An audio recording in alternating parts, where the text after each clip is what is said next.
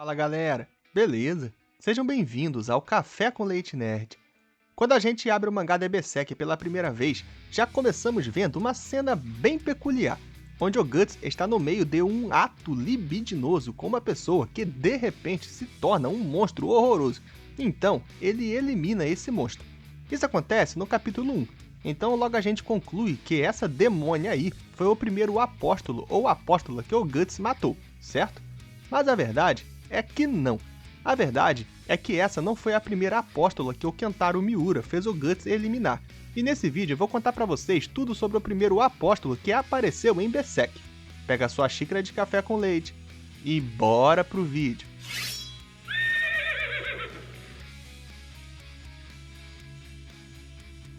Muito bem. Podem ir pra casa tomar café com leite. E não interfiram na luta.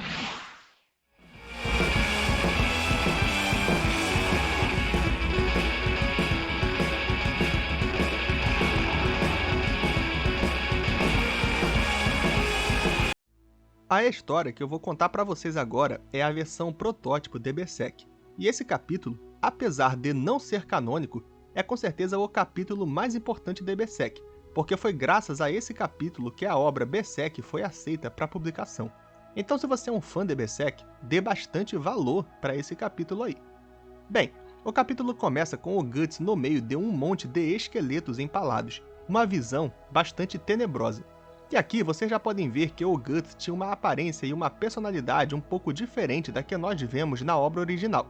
A aparência e a personalidade dele parecem um pouco mais caricatas, que lembra um pouco o de uma história talvez mais voltada para um público adolescente, embora não seja o caso aqui.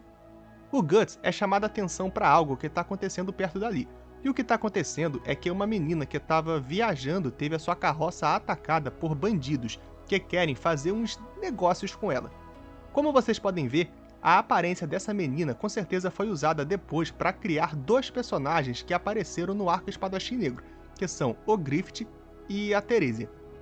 O Guts intervém e elimina os bandidos, mas segundo ele, não para salvar a menina, e sim para ver se tinha alguma coisa de valor por ali. Os primeiros criminosos ele eliminou com a sua besta, mas outro tenta pegar ele desprevenido, e esse ele elimina com a sua espada, que é idêntica à Dragon Slayer que a gente conhece, só que aparentemente um pouco menor. Essa cena também lembra bastante aquela onde ele salva o Puck no arco Espadachim Negro, onde primeiro ele ataca os bullies do Puck com uma besta, e depois pega o outro com a sua espada. O Guts leva a menina de volta para a vila dela, e no caminho ela conhece o Puck, que aqui é basicamente a mesma coisa que a gente vê na obra original. Quando eles chegam na vila, a gente descobre que o nome dessa menina é Frika, e quando eles descobrem que o Guts salvou ela, chamam ele para ficar um pouco. Enquanto o Guts está lá, eles começam a falar do Lorde Feudal deles, um homem que eles chamam de Vlad Tepes, se referindo ao Vlad Drácula Tepes, o vampiro. Mas isso parece ser um apelido mesmo, esse cara não é o Drácula vampiro, e parece que o nome real dele é Han, Lord Han. Os cidadãos contam que o Lorde Feudal é um homem louco e que mesmo depois da guerra, ele deixou de fazer crueldades com seus inimigos para fazer com o próprio povo, e agora ele tem o costume de pegar mulheres jovens e sumir com elas. O Lorde estava pegando meninas da vila para serem suas serviçais, e depois disso elas nunca mais voltavam. E eles até encontraram uma das garotas empalada no rio atrás do castelo. O Guts logo percebe que a Frika seria a próxima, e eles revelam que ela, na verdade, estava tentando fugir quando foi abordada pelos criminosos. Outros cidadãos chegam, e eles pedem ao Guts para matar o Lorde, mas ele diz que não, porque não vai se arriscar por eles e eles não têm condições de dar uma recompensa digna para ele.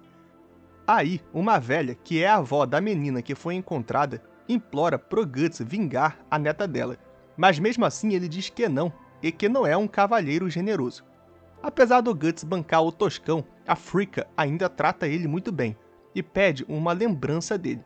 Então, ele dá para ela o seu tapa-olho. Quando eles estão indo embora, o Puck fica revoltado e começa a dar broncas no Guts, dizendo que ele só foca nos seus próprios sentimentos e esquece o mundo ao redor, e ele só vive por pessoas mortas. O Guts fica com muita raiva disso e começa a apertar o Puck enquanto revela que as entranhas da sua mãe foram devoradas enquanto ela ainda estava viva, e que ela se tornou um pedaço de carne bem na frente dele. Depois, ele solta o Puck, e diz que isso, seu ódio, é tudo que ele tem. Mas então, ele e o Puck veem a Fricka indo embora de novo, mas dessa vez a carroça em que ela está tem um símbolo que lembra muito a marca do sacrifício, ou seja, ela está indo pro abate. A Fricka é levada para um castelo, que lembra muito o castelo do Barão Cobra no lado de fora, e no lado de dentro lembra bastante o salão do Conde Lesma. O Lord Han fica bem animado quando vê a Fricka, e quando ela chega perto dele, percebe que ele não é humano. Mas antes de ele fazer alguma coisa com ela, é alvejado pelo Guts. O Lorde ataca o Guts usando força telecinética para desestabilizar ele movendo o chão e para lançar várias armas que estão ao redor contra ele. Esse ataque causa bastante problema pro Guts e fere ele, mas apesar do ferimento, ele consegue continuar reagindo, e então ele saca sua espada e ameaça o Lorde chamando ele de Cão de Vuana. Isso irrita o Lorde, e ele começa a se transformar enquanto libera uma energia bastante intensa que até destrói o lugar. E isso lembra bastante uma obra shonen, galera, o que indica que o Miura talvez tivesse uma ideia de escala de poder um pouco diferente para Berserk no início. Mas continuando, o Lorde começa a falar do tal Vuana, que é chamado por ele de Deus da Escuridão. Então aqui parece que o vilão por trás dos apóstolos seria esse tal de Vuana, ao invés da mão de Deus.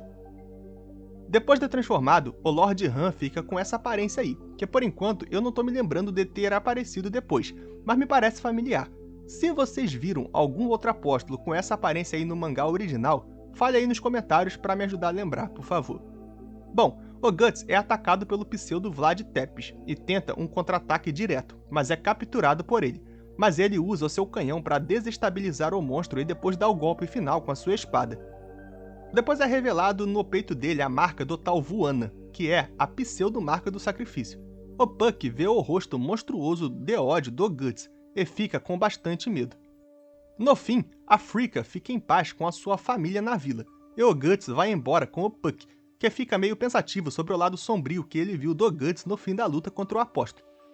E o capítulo termina com o Guts continuando a sua jornada enquanto ameaça os seus inimigos.